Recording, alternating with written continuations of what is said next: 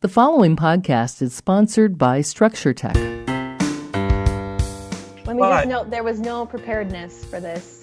Yes, and that's where the best conversations come from. Like, we're just going to lay bare our questions and curiosities to a building scientist and an expert inspector and see if we get to the right answer. Welcome, everyone. You're listening to Structure Talk, a Structure Tech presentation. My name is Bill Ulrich, alongside Tessa Murray and Reuben Saltzman. As always, your three-legged stool coming to you from the Northland, talking all things houses, home inspections, and anything else that's rattling around in our heads, not in our minds. My mind's an empty chasm. It's rattling around in our heads. Welcome today. Important distinction. Welcome. Today, we are going to do kind of an open quiz, the building scientist nerd. And this isn't really a quiz. It's more me explaining a couple things that came up in building of my cabin that I want to ask Tessa about. And Reuben, I'm going to ask you too. So don't feel left out in this conversation. Let me just note, there was no preparedness for this. Yes. And that's where the best conversations come from. Like, we're just going to lay bare our questions and curiosities to a building scientist and an expert inspector and see if we get to the right answer. It'd be fun. I might agree with you at the end, maybe not. It just depends on how much money you're going to cost me by the time the conversation's all set. Okay, so our fun little cabin up north is still under construction and everything's going well. I love it. I love my contractor. I love the fact that I get to run up there periodically and act like I'm important, bring some materials or something like that. But I came across something I was not aware of. And we're at the finishing the interior wall stage. And in our bathrooms, we have a male and a female bathroom, just like at camp. So the girls only get to get one spot and the guys get to be dirty in a different one. Wait a minute. Smart. You've got a male and a female bathroom. Yes. Okay. Yes. Tell me, please, Bill, tell me you put a urinal in the men's bathroom. Well, if you believe a toilet's a urinal, yes. Not at all. Oh, I'm so disappointed. You know I had a urinal in my last house, right? Reuben, yes. There are some things that will not be sold in my house, and a urinal is one of them. Listen, there's a toilet, there's a sink, and there's a bathtub. If the three of those aren't good enough for relief, then you're just out of luck. I don't know what to tell you. Not the bathtub. Hey guys, come on in. There's room for two more. Exactly. Okay. We have gone off the highway into the ditch, and I'm gonna get the car back up on the road here. No, Bill. I'm sorry. No, we gotta stay on this topic. I'm telling you, for anybody who has the space and the gumption, put a urinal in your house. You'll be so glad you did it. I think that's the only thing that really sold my house. The people who bought it, I heard as soon as the guy saw the urinal in the basement, he was like, oh, this is the house for me. I am sold. I can't sing the praises high enough to have one in your own house. It's just fantastic. All right, I'm done. You installed? Did you personally install that? I did. I found it on Home Depot. I got the urinal and it's not much. It was like $100. And then you get a flush-o-meter, and that was another $100 or something. And boom, not a big deal. That's because there's no walls. There's nothing surrounding it. It was just right out in the open, right? You are completely right, Bill. It was right out in the open. Yep. Oh my gosh. The expense of a bathroom does come with the finishes. Okay. I mean, tile walls and all that other sort of stuff. That raises the cost of that urinal significantly. Well, my point is that you're going to have a bathroom already. And while you're in the design phase, just design it on in there. And, for this house, this is an unfinished basement, but that's where my office was. So I'd spend a lot of time down there. And it was just so nice not having to run upstairs all the time. But side note, you know what? I'm not done waxing on urinals, Bill. One of the nicest houses we ever looked at, I won't say the name, but it was this kind of mogul in Minnesota who ended up having to go to jail because he pulled some crazy stunts with other people's money. I think it was around 2008 2009, something like that. And it was one of the craziest houses I've ever inspected. And there was a urinal in every single bathroom. Okay, I'm done. All right. Go on, Bill. Sorry. All right. So we are now at the phase where we're going to finish out the bathroom. And we have tubs that we've reclaimed. So we've got cast iron tubs from probably 1910 in the cabin, which is super, super cool. They were really heavy. And my friend Charlie and I had this great adventure where we were going up to northern Wisconsin and get a free tub. And anyway, I digress. But my contractor called me and said, what do you want to put on the walls in the surround by the tub? And I was like, I didn't even know this was a question. I just assumed I told him we were going to do a tiled surround. And I assumed it would just be Durarock. And you put some Durarock up and you put your tile on your Durarock and everything would be fantastic. Well, he told me that's not allowable anymore, or it's not acceptable. And he said, because Durarock or cement board, I don't really want to throw Durarock under the bus here. Cement board, because it's not waterproof. You can get, if you've got lots of grout joints, you can get moisture that'll pass through the grout joints, and you can get some moisture that can pass all the way through and rot out the studs behind it. And I thought, this would take like 400 years for this to actually happen, but it's a real thing.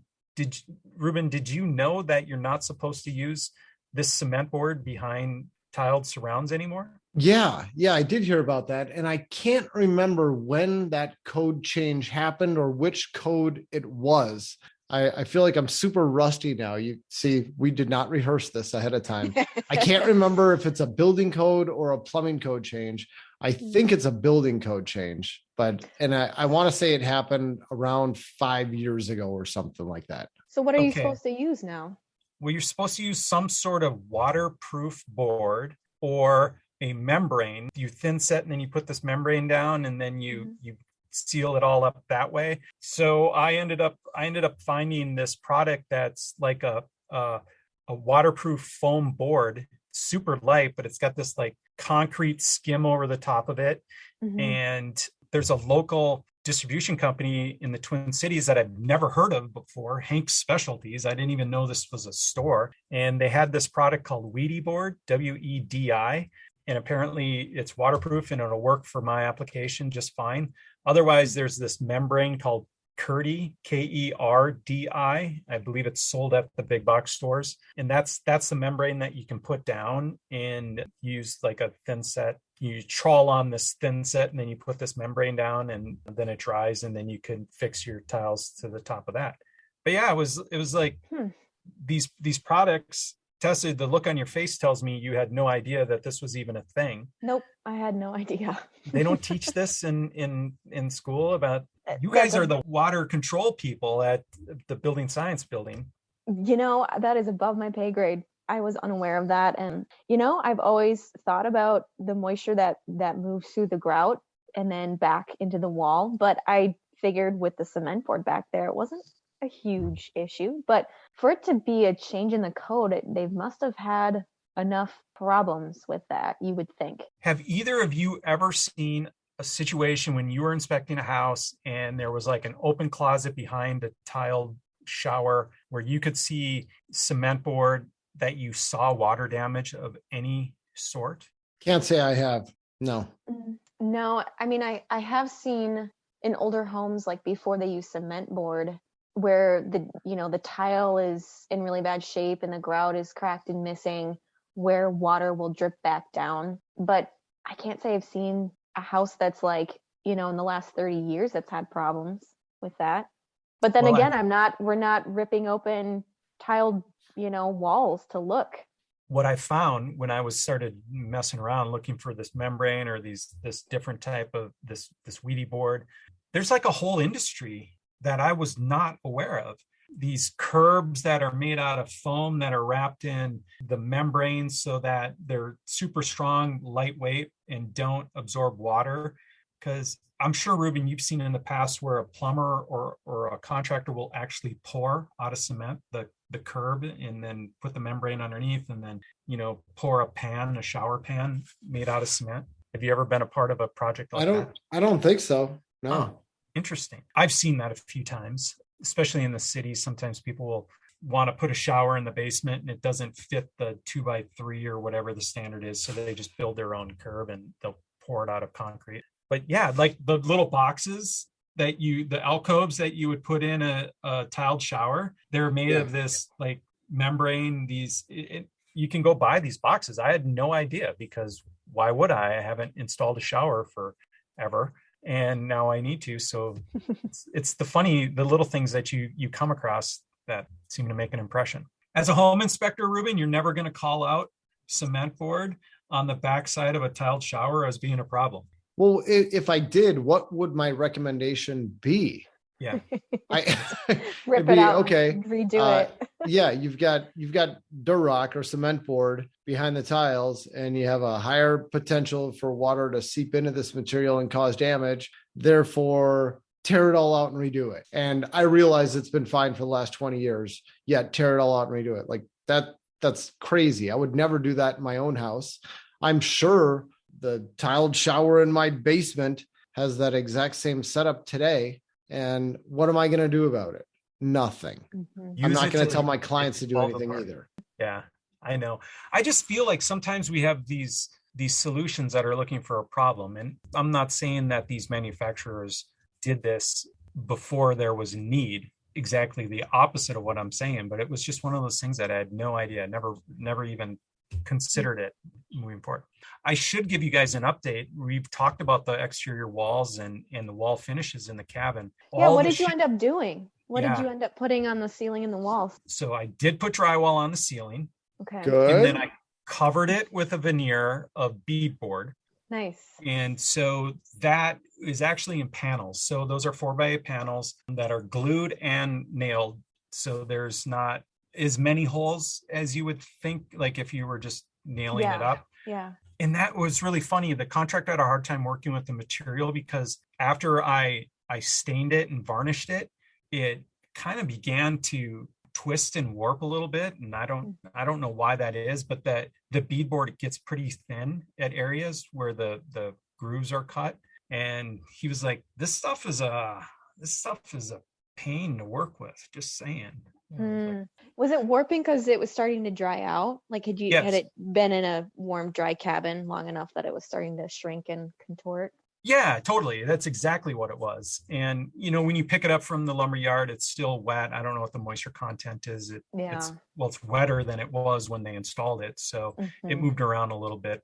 Let me ask you, did you do all 6 sides of every board? It's a sheet of plywood. No. Just asking. Okay. Am I supposed to? I don't know. I'm not sure. Maybe I built my own table several years ago, kitchen table, and it's super fancy. It's got like this herringbone pattern for the tabletop. I mean, so many cuts, so much time. And all I did was I stained everything when it was all done being put together. I sanded it all down, make it totally flat, and then stained it. And it didn't weather well. It was like some of the pieces seemed to take on water and others lost water, and they all kind of warped. So after about 6 months, it wasn't a flat table anymore. Some were thicker, some weren't. And I decided to do a little bit of research about how I should have done it later on. And all the advice was, you need to stain all 6 sides of every board if you want it to stay flat. Now that makes a lot of sense. Yeah. Yeah. And now with your beadboard, I mean, being plywood and being so flat, I don't think you're going to have the same issues that I did, but I don't know. Just a thought. Yeah, we're going to see. I'm not worried about it in the least. It's all up there now. It's flat and looks good, and I'm happy with it. Good. The walls are 5.5 inch wide shiplap, all of them, exterior, interior. Sweet. Everything with the exception that the tiled surround is shiplap. And is that just nailed right onto the studs over? Correct. You've got poly behind it? Yep. So I did not go with drywall, then a layer of beadboard or shiplap. They just put the shiplap right to the studs, which is not uncommon. I mean, it's just like tongue and groove or whatever they use up north. So, all right. So Bill, I got a quick question about this, because I know that when you have interior load-bearing walls, you need something to prevent those studs from moving all over the place, from bowing. And there's a few ways you can do it. One is you put in blocking. I think the technical term for this is nogging. There's your word of the day. Nogging. Nogging. I just call it blocking. It's just little pieces of 2x6s cut to fit in between the wall studs. And it kind of keeps everything from bowing in the middle. That's one option. Another is you can install drywall to the walls, and all those screws in the drywall are going to hold the studs where they need to be. So I'm wondering, is there or was there any type of similar concern? Because I feel like the stuff you put on the walls, what was it? Bead? Shiplap? Shiplap, yeah. Yeah. It feels like that's not going to provide the same rigidity to your wall that drywall would. So how did you address this? Well, I would imagine it's going to provide a way more rigidity because, first of all, it's almost 3/4 inch thick, made of pine. It's like pine boards that have a nail in them. Because they're 5.5 inches, there's whatever to the ceiling, a lot of boards. There's a lot of nails in that wall. I can't imagine that wall moving in the slightest. Okay. But there is nogging in the walls too. So we are double. It's a really strong protected. wall. Yeah. Well, I mean, if we needed more nails, but it's just like sheathing on the exterior of an old house where they had those 12-inch sheathing boards. This would be the exact same thing, except on the interior. Well, I guess it depends on how you fastened it too. I mean, I know I put some of that shiplap up and I used, I think, 18 gauge nails, like really small finishing nails to keep it all up. Mm-hmm. And the nails went in a really thin spot. So it was really concealed. Mm-hmm. Do you know how yours went up? With some sort of nail, the head is countersunk. So it was a finished nailer. I don't know what they do, but I'm sure it's the same nail that they use for putting up tongue and groove on an exterior or interior wall. So all right. But there is the nogging in there too. So I'm not terribly concerned about it. If it moves, that's just God telling me that wall needed to move for some odd reason. So I'm going to roll with it. There's only so much I can prevent. Yeah. Well, what kind of insulation did you add in the exterior walls in the attic? Because I know you were talking about closed cell spray foam, but did you end up doing that or something else? No, we didn't use any spray foam except for on the rim. They spray foamed the rim. Otherwise, it's just normal fiberglass in the walls or whatever the latest and greatest configuration of insulation is for a 6-inch wall. And then it's fiberglass in the attic.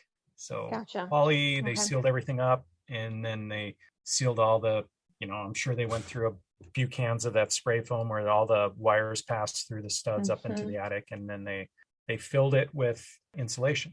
Great. Guess what I did not do? What? I did not go in there and inspect the depth, nor will I. No, the depth. Ignorance is bliss. Well, I have no reason to feel like I need to because I have complete trust in my guys up there. I'm telling you, they measure 3 times and cut once. So and their insulation contractors do too, huh? They do it all. The same guy? It's the same guy. People? Interesting. Yes. Okay. Well, and the fact that you saw some spray foam cans for attic, bypasses, that's encouraging. Dave is amazing. He's said this to me several different times. He's like, Bill, I got to warranty this thing. So I'm taking responsibility for how this stuff goes in and I watch over this. I know what my guys do. I know how we complete jobs. I'm not worried. He's not worried. I'm not worried. He's probably so sick of me saying this to him. When he asked me a question, I'm like, well, Dave, what would you do? And then he tells me and I said, well, I think that's what we should do. And I'm like, I trust you, Dave. I trust you. I trust your judgment. And then we just go on about our business. So no, that's great. That's great. You've got a builder that you can trust and has experience. Well, this is what I find interesting about building projects. How many people do you know by the time they're done with building their building, they just want their contractors out of their life as quickly as possible. Like they're just tired of dealing with them. And there's been too many change orders. There's been too many of this, too much of that. Anything that's been changed on this project has been because of me. And so I can complain about, the delays. they're right here, right on me. Even in 2021 with materials and all kinds of other stuff, I just had some indecision moments. And so I've got nothing. I can't complain about my contractor at all. He could probably complain about me a lot, but I can't do the other way around. He hasn't fired you yet, though, so that's good. Oh. Yeah. Now, I can't say that for my neighbor who's been building his, what do you call that when you zip the top off and then you rebuild the second floor? Pop the top. Right? Like a pop top. Yeah.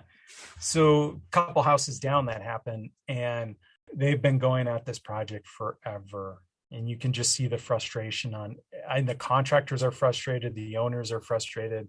There was materials stuff, and then there was other stuff. And it's one of those things. Okay. It might be too soon because it's right in the middle of it, but I have a family member who has that going on right now, where there was some hiccup with the permit and zoning setbacks, and one too many walls got taken down when they were redoing this. And the city came in and said, no, you can't do this. You're once you've taken down that last wall that was all damaged and rotted, now it's new construction. You need to change the footprint of the foundation. And this is after all of the material had already been delivered, and it's been sitting out in the front yard for, I don't know, 3 months, 4 months, 5 months. I mean, it's like, it is wild. And they ended up like appealing the decision. They filed some type of something or another with City Hall.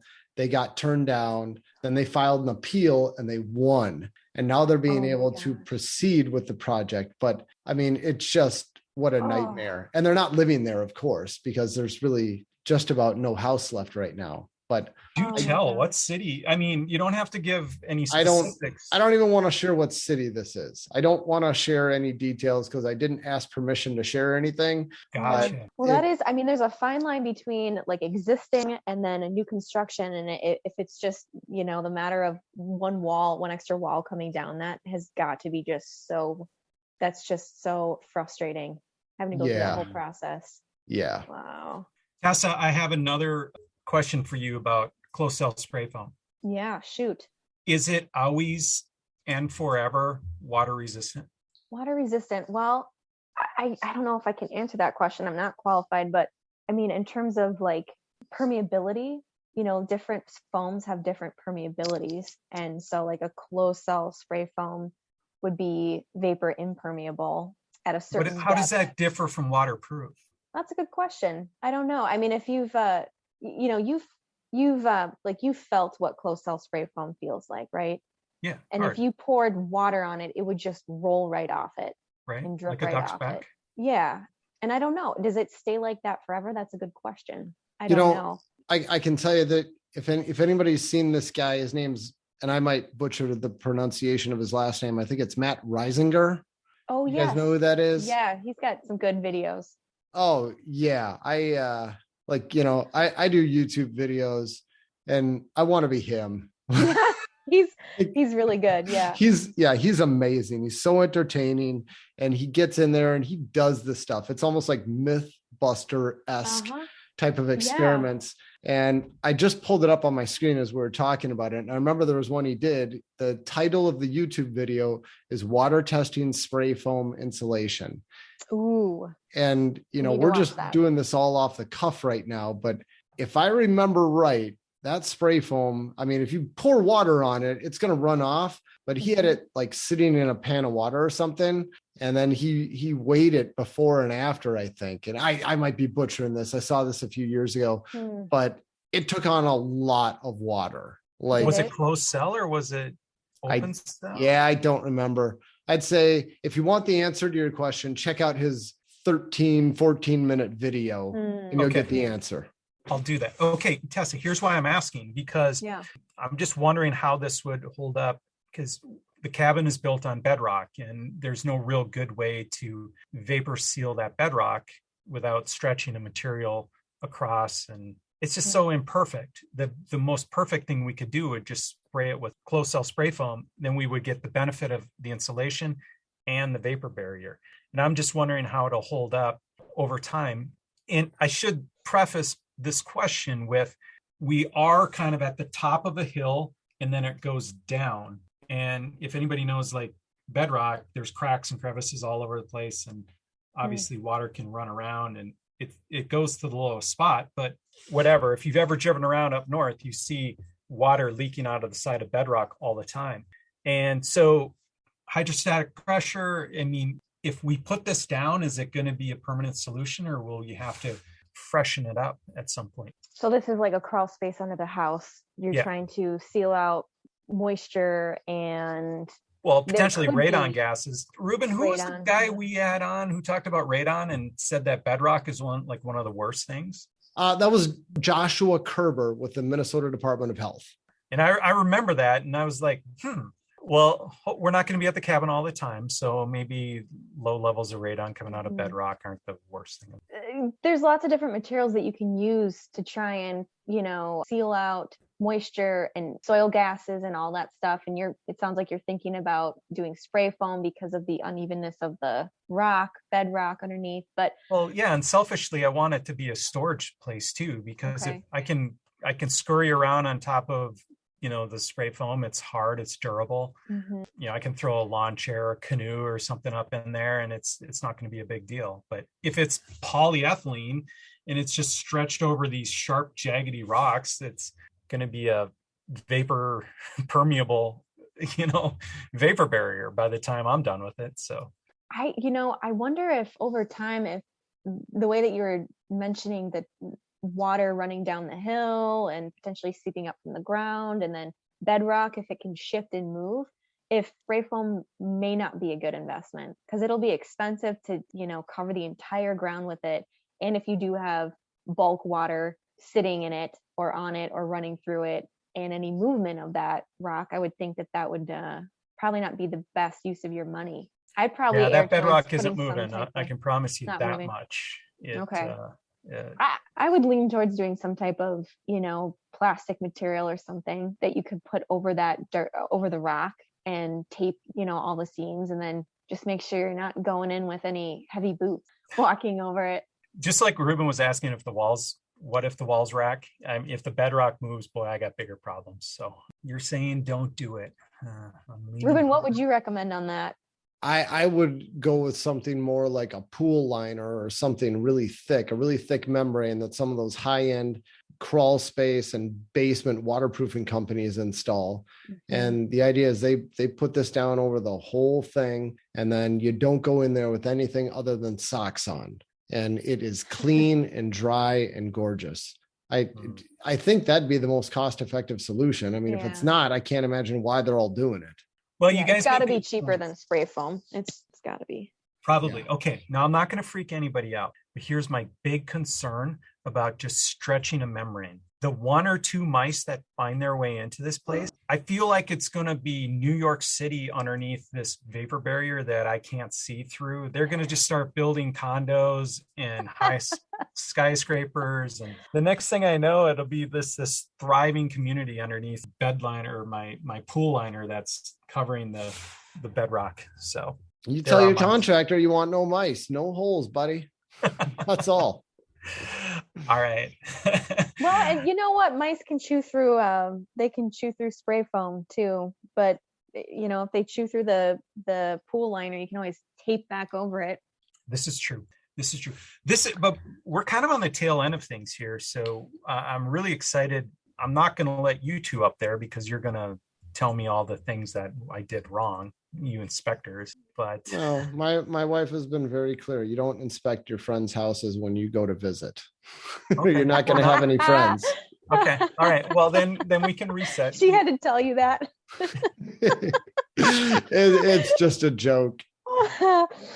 I thought you had a story of like coming home from a friend's house and she was mortified by something you said or did. No, she's just joked with me beforehand. Like, no, whatever you do not inspect their house when we go there.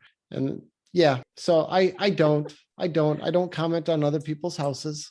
Keep my mouth shut. I try not to look up. It's habit as home inspectors. You go in, you're always looking up. You're looking at the ceiling. It's like, nope, we're not doing that. Yes, I definitely will be looking, but I will not. I don't say anything. my brain just, I can't help but think about building science things when I'm in a structure, although I will not be communicating that with friends or family.